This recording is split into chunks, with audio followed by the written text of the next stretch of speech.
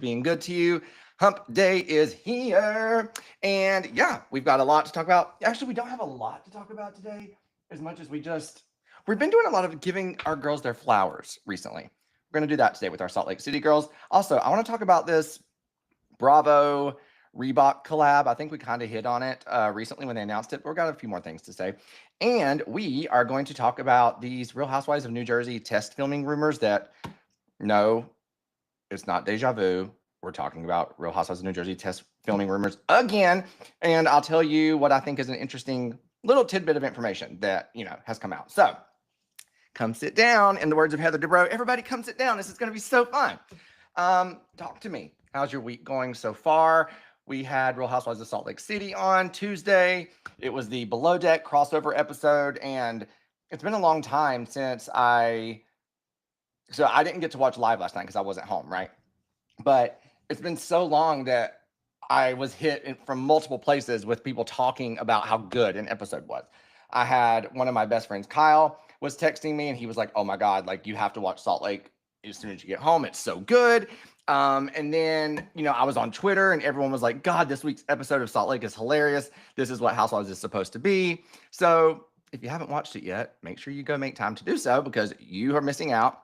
And I want to say, I think that, could we get any more hints that Salt Lake City is Bravo's, favorite child?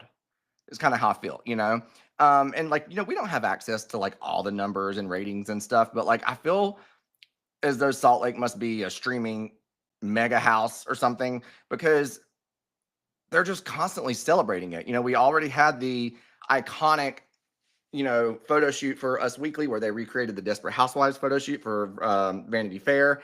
And now, for years, how long have people have been asking, why don't they do crossover episodes where, housewives go on Below Deck or things like that? And it's just been a very low-hanging fruit thing for many years. Why would they not do it? And I guess it's almost like they got to the point where they'd held off on doing it for so long. It's like, okay, well, now when you do it, it has to be, big. And so saying all that to say and bring it back to my point that I really do feel like Salt Lake is Bravo's favorite child right now. They got the Us Weekly magazine cover. They're the ones who get to do this big crossover episode with Below Deck. It's just, they have Housewives merch at Walmart, receipts proof timeline notebooks, it's just crazy. I just feel like there's some proof of performance as far as Real Housewives of Salt Lake City goes that make NBC and Bravo proud, essentially.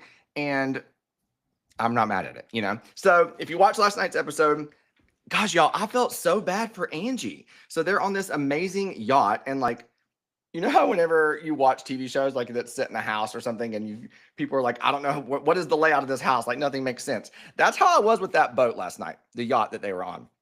I was watching everybody walk around and I said, I couldn't find my way around here if my life depended on it. It's like Heather Dubrow type mansions on the water, huge. As Emily Simpson called them one time, a mausoleum. So Angie is on this big, big boat with all the ladies and y'all, she gets seasick.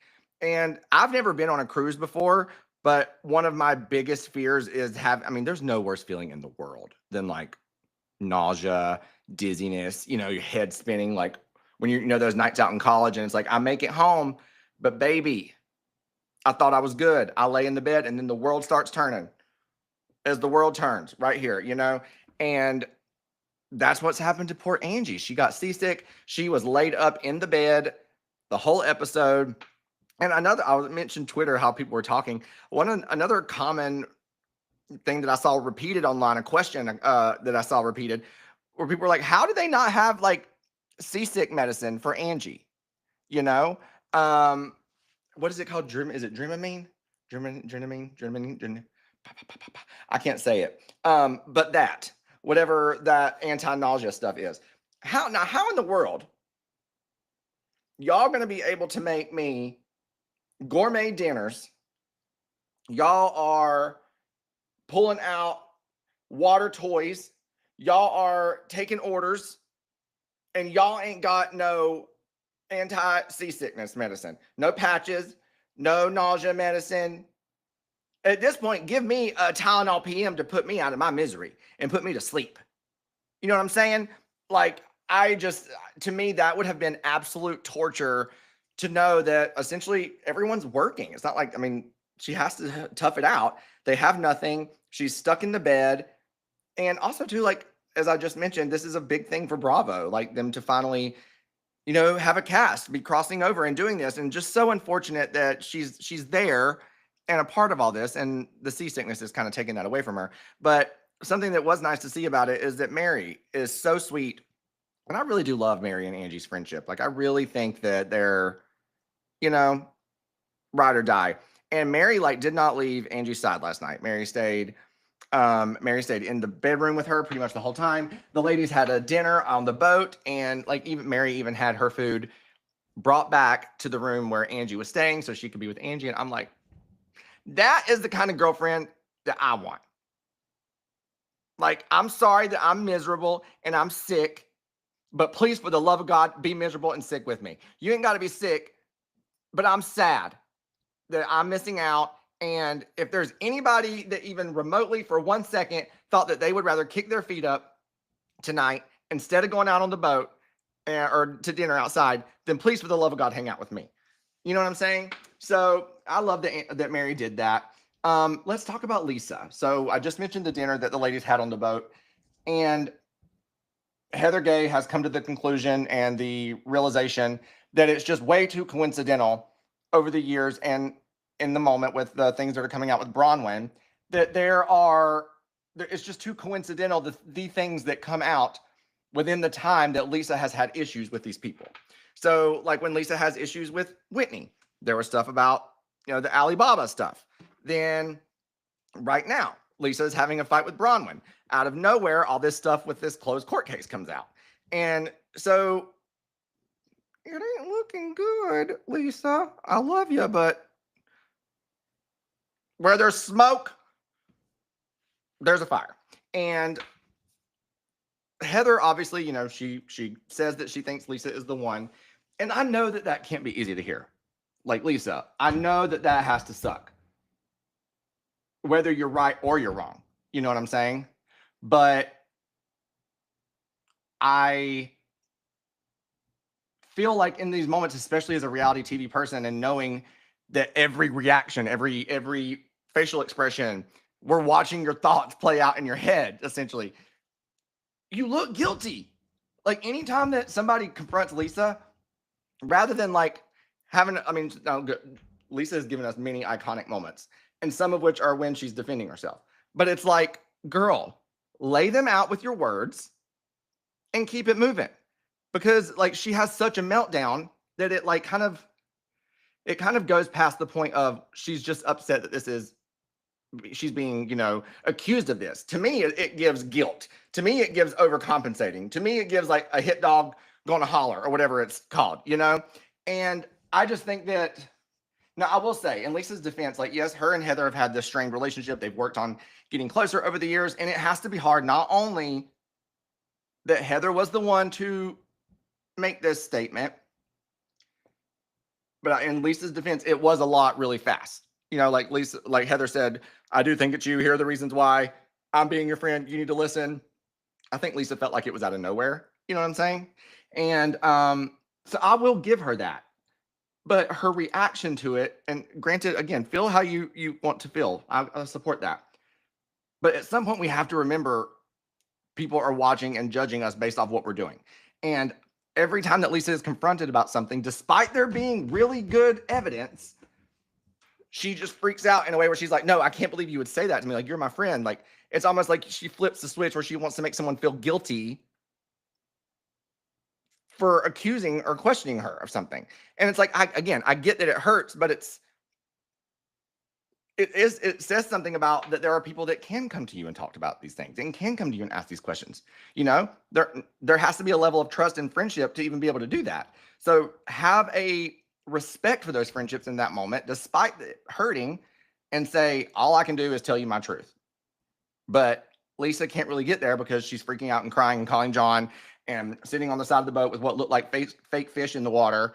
And it was just, I'm like, girl, reel it in, So And speaking of Heather Gay, part of me thinks that she'll be like the last Salt Lake City OG standing, because she's like the narrator of the show. Like, she really is. And I feel she's kind of like Tamara in the sense that I think she gets what producers want, and I think that she sees the vision of creativity for the show and the story. And I think that she's naturally the one that she's best able to help them achieve that.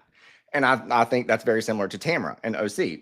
And so I think that last night was a perfect example of that, unfortunately for Lisa. So let's move on to the Reebok Bravo collab. Y'all saw that Reebok dropped these shoes, and they're all like Housewives themed, you know? And each city, each franchise has their own shoe. And I think that this is so cute.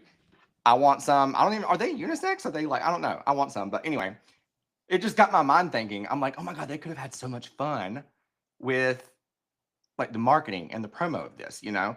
Like, I just said, I want to buy the shoes.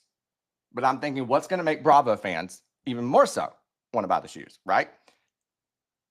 That's going to be like touchstones, nostalgic touchstones, tie-ins, you know, memories, iconic moments. For example, they should have had a commercial where you hear horns honking and you see taxis, and all of a sudden you see some feet running and racing that taxi in the middle of the street, and it's Kelly Ben Simone in the New York Reeboks, okay? Flash to the next scene. It is Karen and Giselle in the hotel, and where are they? Portugal, I think. And Karen, you're ready to walk around, and it pivots to Karen and her Reeboks in the Potomac ones. Then let's switch again. We're back in Fiji. OC, Tamara, hauling ass out of that restaurant. I think carrying her heels in her hand. Not this time. In the Reebok commercial, she would have put those Reeboks on and said, "You will never see my face again. Goodbye." Hauling ass out of there in the OC ones, okay? Ramona walking down the runway in Brooklyn in her Reeboks. I just think, you know, if we're going to go as far as to like have these huge brand collaborations, let's get creative with them. Like, you know, for example, like Wayfair is a huge Bravo partner. Like I think they have a huge role or huge sponsorship at BravoCon.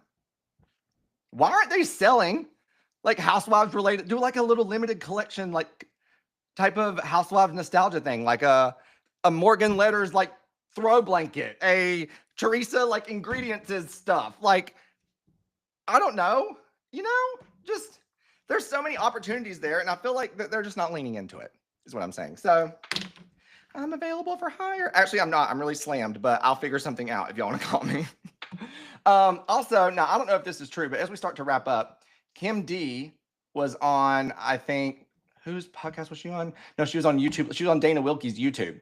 And y'all remember we were hearing all about these Real Housewives of New Jersey test filming rumors and da-da-da-da-da, and how Teresa was left out, right? Well, now again, I don't know if these rumors are true, but if they are, I find it funny because the rumors are that test filming flopped, that the footage sucked. The network was like, what is this? We're not excited. Back to square one, back to the drawing board.